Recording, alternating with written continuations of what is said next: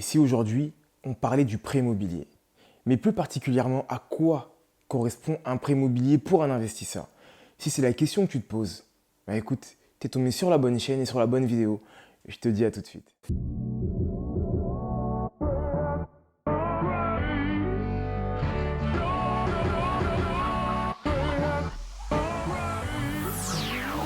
Salut à toi ambitieux, salut à toi ambitieuse, bienvenue sur ma chaîne YBA Courtage, ou plutôt devrais-je dire bienvenue sur ta chaîne. Je me présente pour ceux qui ne me connaissent pas, Roméo, je suis courtier en prêt immobilier, j'accompagne les particuliers ainsi que les investisseurs dans l'achat d'une résidence principale ou d'un investissement locatif. Et l'objectif de ma chaîne, il n'est pas compliqué. C'est de donner quelques petites astuces qui vont te permettre, comme on dit dans le jargon, de shooter ton prêt immobilier afin de l'avoir dans les meilleures conditions. Bienvenue à toi si c'est la première fois que tu viens sur ma chaîne. Écoute, pour fêter ça comme il se doit, je t'invite à t'abonner. Mais t'abonner pourquoi? Pour plusieurs raisons. La première, c'est que tu vas pouvoir connaître toutes les astuces, tout ce qu'il faut savoir pour pouvoir investir de manière sereine. Et aussi également avoir ton financement pour l'année 2021, l'année 2022, 23, 24, 25 et j'en passe. La deuxième, c'est que tu vas pouvoir suivre des success stories, des personnes que j'ai accompagnées, qui ont fait le pas, qui ont fait donc ce projet ambitieux d'investir. À travers des interviews, tu vas pouvoir voir comment ils l'ont vécu et ce qu'ils ont fait, peut-être les quelques erreurs qu'ils ont pu faire également et les choses à ne pas faire. Bref, tu seras au taquet et au complet pour pouvoir vraiment investir dans les meilleures conditions. Et la troisième raison, c'est que c'est tout simplement si ce n'est pas la première fois que tu vois une de mes vidéos et que tu n'as pas encore pris soin de fermer la page, c'est que tu dois t'abonner, c'est que ça t'intéresse, donc abonne-toi. Je te laisse quelques instants et puis on démarre.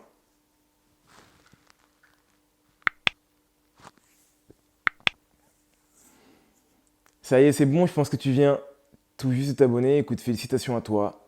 Donc comme je viens de te le dire, on va parler du prêt immobilier, surtout à quoi correspond le prêt immobilier pour des investisseurs. C'est une question des fois qui me vient. Donc c'est une question qui vient au final très souvent, même j'ai envie de te dire. Et je m'étais dit qu'il pouvait être intéressant je me suis dit qu'il pouvait être intéressant qu'on puisse en faire une vidéo, tout simplement. Et ça me permettra également par la même occasion de répondre à une question qu'un de mes abonnés a faite, qui était donc faut-il se soucier du taux, oui ou non? Parce que dans la plupart de mes vidéos, je dis qu'on s'en fout du taux. Mais là, on va rentrer un peu plus dans le détail, tu vas comprendre pourquoi. Pour parler de à quoi correspond un prêt immobilier, il faut déjà commencer par définir qu'est-ce qu'un emprunt. Un emprunt, qu'il soit immobilier ou non, c'est le fait d'emprunter de l'argent auprès d'un établissement ou d'une tierce personne, mais là on va parler d'un établissement financier, donc du coup bancaire, afin de faire quelque chose avec cet argent. Donc il y a des emprunts affectés et des emprunts non affectés. En l'occurrence, le prêt immobilier est un emprunt affecté, c'est-à-dire que tu dois emprunter cet argent pour pouvoir acheter de l'immobilier. Tu ne peux pas payer ton mariage ou te faire le tour du monde avec. Ensuite, tu l'auras compris, un prêt d'argent va donc créer des intérêts. Naturellement, quelqu'un te prête de l'argent, il ne va pas le faire gratuitement. En tout cas, une banque qui va te prêter de l'argent ne va pas le faire gratuitement. Et si c'était le cas, elle peut le faire gratuitement à travers par exemple le prêt à taux zéro ou quelques formules qu'elles peuvent faire de temps à autre afin de pouvoir capter du client. Des fois, elles peuvent te prêter 20 000 euros, 30 000 euros dans ton prêt immobilier à 0%, mais ça ne sera jamais l'intégralité de la somme que tu vas emprunter qui va être à 0%. Un emprunt immobilier, c'est sur une durée bien précise, c'est sur une durée déterminée. Donc tu vas définir avec ton banquier la durée durant laquelle tu vas rembourser ton crédit et ça de manière mensuelle. Donc en règle générale, on parle en mois lorsqu'on va emprunter un prêt immobilier. Ça peut être 300 mois qui représentent à 25 ans, 240 mois qui représentent à 20 ans, 180 mois qui représentent à 15 ans, 120 mois 10 ans, etc., etc. Et en fonction de la durée que tu vas emprunter, les mensualités vont être plus ou moins hautes. Et concrètement, pour terminer par rapport à la définition d'un emprunt immobilier, c'est en fonction des banques. Tu vas avoir des options en plus, en moins, une modularité, le fait de pouvoir faire une pause. Toutes ces choses-là qui vont définir vraiment le produit bancaire vers lequel tu vas te diriger. Et là, investisseur ambitieux, je te demande vraiment de prêter une très grande attention. Lorsque tu vas partir voir une banque, ne va pas voir une banque en fonction du taux qu'elle va te proposer, mais en fonction des options qu'elle peut te proposer. Elle peut te proposer diverses options. Par exemple, le fait de pouvoir rembourser par anticipation sans avoir d'intérêt. Le fait de pouvoir mettre une pause dans ton crédit. Le fait de pouvoir avoir un différé pour les travaux. Tous ces points-là vont être des points qui vont être réellement importants. Voilà ce qu'il va falloir regarder, voilà ce qu'il va falloir négocier lorsque tu vas partir voir ta banque. Et un autre point qui va être important, ça va être la relation que tu vas avoir avec ton banquier aussi. Je le précise et je ne le dirai jamais assez. Il est important, quand tu vas décider d'emprunter, d'avoir une relation claire, une relation saine avec ton banquier.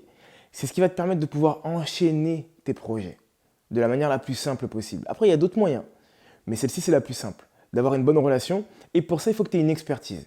Pour avoir une expertise, c'est pas compliqué, il y a un lien qui te le permet. Je t'invite donc à rentrer en call diag avec moi, donc de passer un appel, de programmer un appel afin qu'on puisse échanger toi et moi sur ta situation, d'y développer une stratégie. C'est une dizaine de minutes et ça totalement gratuitement, en tout cas un début de stratégie. Donc les liens sont juste en bas. Tu cliques dessus, tu regardes la plage horaire qui te convient, tu le programmes et ensuite moi je t'appelle. Donc concrètement, à quoi correspond un prêt immobilier? De quoi il est composé en fait? On a déjà vu la définition. Ok, un prêt immobilier, c'est que la banque elle me prête de l'argent. D'accord. Mais qu'est-ce qu'il y a en fait dans ce prêt immobilier? De quoi il est composé? Le prêt immobilier il est composé de plusieurs choses. Merci Roméo pour la réponse. La première chose, ça va être du capital. D'accord? Donc tu as emprunté un capital.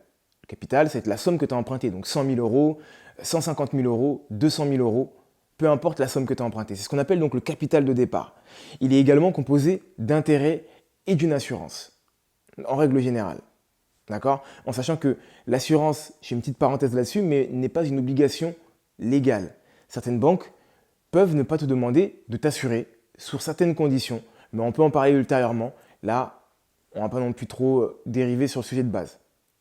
Donc il est composé d'un capital de départ et d'intérêt. Le capital de départ, c'est ce qu'on va appeler de l'amortissement. Concrètement, tous les mois tu vas payer, tous les mois tu vas payer de l'amortissement, donc tu vas rembourser ton capital. Si on reprend l'exemple d'un bien que tu achètes à 100 000 euros et que donc tu as un crédit à 100 000 euros, tu vas donc avoir 400 et des poussières, 450 euros, on va dire presque 500 euros sur 25 ans. D'accord? C'est un peu moins, mais on va dire 500 euros sur 25 ans. Et dans ces 500 euros que tu payes tous les mois, il va y avoir une partie qui va être dédiée au capital que tu vas donc amortir et une autre partie qui va être dédiée aux intérêts dans lesquels tu vas donc rembourser la banque. Parce qu'elle t'a prêté de l'argent, comme on l'a dit tout à l'heure, et ce n'était pas gratuit. Et là, cher investisseur ambitieux, c'est un point qui est hyper important. Parce qu'il y a deux choses que tu dois comprendre. La première, c'est que tous les mois, tu rembourses ton capital. Donc tous les mois, d'une certaine manière, tu fais ce qu'on appelle un effort d'épargne. C'est-à-dire que tu épargnes de manière forcée parce que ce capital que tu as remboursé maintenant t'appartient.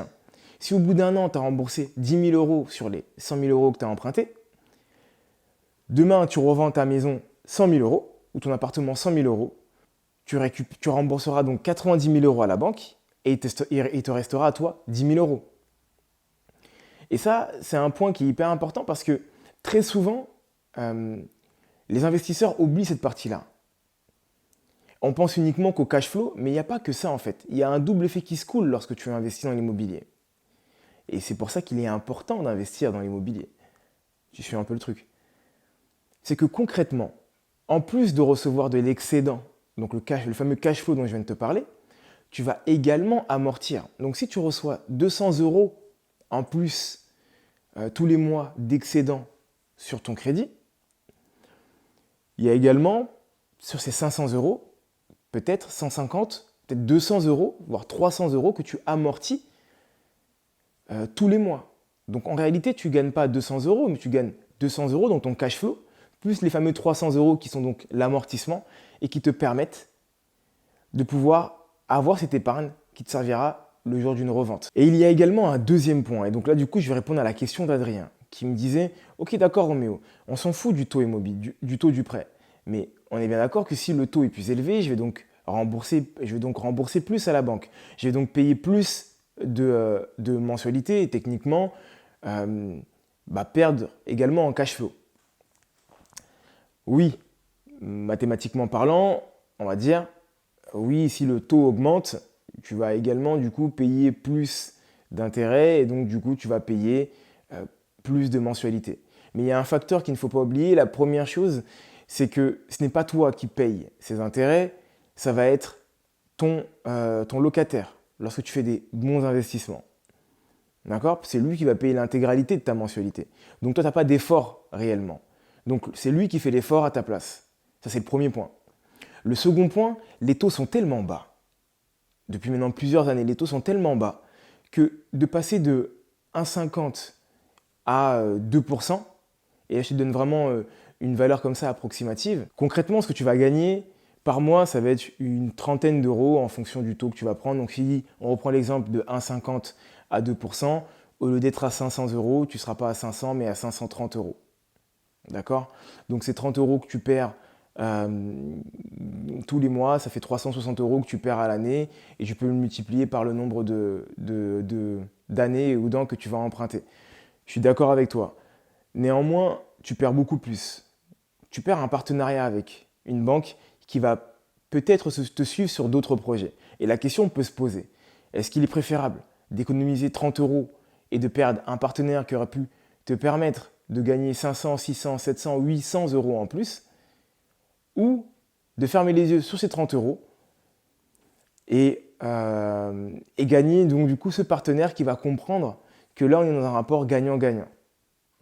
Après, tu as la possibilité de pouvoir renégocier ton prêt, mais une fois de plus, tu risques d'altérer ton partenariat. Et ça, c'est hyper important à prendre en compte. Donc pour résumer, et pour que ce soit hyper clair pour toi, oui, en payant plus de taux, effectivement, en ayant un taux plus élevé, effectivement, tu vas payer plus d'intérêts et donc tu vas avoir des mensualités qui vont être plus grandes. Néanmoins, quand tu fais le rapport ou le ratio entre le gain et la perte, à un moment, tu peux perdre un partenaire ou à un moment, tu peux perdre en fait 30 euros en plus dans tes poches. En sachant, comme je te le dis tout à l'heure, que tu as un double effet qui se coule qui est qu'en plus d'avoir de l'excédent, tu amortis en plus de ça. Et un autre point aussi qui est hyper important, c'est qu'il ne faut pas oublier que tu vas potentiellement, et je suis presque sûr même que tu ne vas pas garder ton premier projet ou ton projet, celui-ci pour lequel là aujourd'hui tu te bats, durant toute la durée de ton projet. D'accord? Tu ne vas pas le garder pendant 25 ans, tu ne vas pas le garder pendant 20 ans. Tu vas être amené à faire de l'arbitrage, arriver à un moment, à le vendre ou à le replacer sur une SCI. Enfin bref, il y a plein de possibilités il y a plein de choses qui sont possibles de faire, mais on ne va pas en parler là. Tout ça pour dire que le turnover dans l'investissement immobilier, il est beaucoup plus récurrent, beaucoup plus fréquent que pour de l'achat de résidence principale. Et pour finir, je viens de te dire sur quoi il faut vraiment et réellement se battre lorsque tu vas prendre un prêt immobilier, lorsque tu vas contracter un prêt immobilier. La première chose, c'est sur l'accompagnement que ton banquier va faire. Est-ce qu'il est prêt à t'accompagner sur le bien ainsi que les frais annexes? Ça, c'est des choses qui sont très importantes. Concrètement, c'est est-ce qu'il est prêt à t'accompagner en 110%? Alors, il y a encore certaines banques qui le font sur certaines conditions. Pas compliqué, une fois de plus, ce que je te dis, il y a les liens qui sont en bas. Si tu veux qu'on échange là-dessus, tu cliques. Il y a ce qu'on appelle un call diag et on échangera pendant une dizaine de minutes. La seconde chose, ça va être la durée, en fait. Parce que tu veux économiser 30 euros, si je reprends cet exemple-là, entre 1,50 et 2% sur 20 ans. D'accord? Il y a ce delta de 30 euros. Mais ces 30 euros, ils pourraient être amortis d'une certaine manière si tu partais sur une durée qui allait être plus longue. C'est-à-dire que si au lieu de partir sur 20 ans, tu partais sur 25 ans, ou si au lieu de partir sur 15 ans, tu partais sur 20 ans, cet argent que tu as perdu au niveau de tes intérêts, tu pourrais le retrouver, même si tu paierais quand même des intérêts. Tu pourrais un peu plus d'intérêts, mais tu le retrouverais sur tes mensualités qui seraient beaucoup plus basses sur la durée de ton prêt vu que tu l'allonges. Ensuite, il y a également les assurances. Les assurances, là, on est sur quelque chose sur lequel, effectivement, il faut batailler et il faut essayer de trouver une solution. Une solution qui va te contenter toi, mais qui va également contenter le banquier. Parce que l'assurance, comme j'ai dit sur d'autres vidéos, c'est de la spéculation. Donc on suppose que tu vas avoir un pépin durant la durée de ton prêt. Mais il se peut qu'il n'y ait aucun pépin. Et à ce moment-là, malheureusement, tu ne seras pas remboursé si tu n'as eu aucun pépin durant toute la durée de ton prêt. C'est pour ça qu'il est important de se battre sur des produits spéculatifs comme l'assurance, plutôt que de se battre sur quelque chose de concret, qui est le taux débiteur, donc le taux d'intérêt, pour lequel on va te prêter de l'argent. Cet argent, tu l'as réellement eu vu que tu as cette maison ou cet appartement que tu possèdes aujourd'hui. Et voilà, c'est la fin de cette vidéo. J'espère qu'elle t'aura plu. Si c'est le cas, n'hésite pas à la balancer à un grand nombre de personnes pour que tout le monde puisse en bénéficier. Mets-y un pouce vers le haut. Donne-moi de la force, fait plaisir à l'algorithme. Ça me fait plaisir à moi. Ça te fait plaisir à toi parce que tu as fait ta BA également. Et ça me donne de la force pour pouvoir continuer tout simplement. Si tu veux rentrer en contact avec moi, je te l'ai déjà dit, mais je te le redis encore, il y a des liens qui sont juste en bas et qui te permettent de le faire. Il y a également une formation qui est totalement gratuite et qui est juste en bas, je te l'ai dit également. Donc clique dessus, regarde un petit peu, fais tes courses et puis reviens vers moi. Laisse des commentaires si tu estimes qu'il y a d'autres choses que tu aurais voulu qu'on aborde sur le prêt immobilier. Je vous remercie d'être un peu plus tous les jours à vous abonner, c'est cool, ça me fait extrêmement plaisir. Vraiment merci à vous. Et entre-temps ambitieux, je te souhaite une excellente journée ou une excellente soirée. En vrai, peu importe à quel moment tu regarderas cette vidéo. Tout ce que je peux te dire, c'est de continuer à croire en toi et à te former. Bye.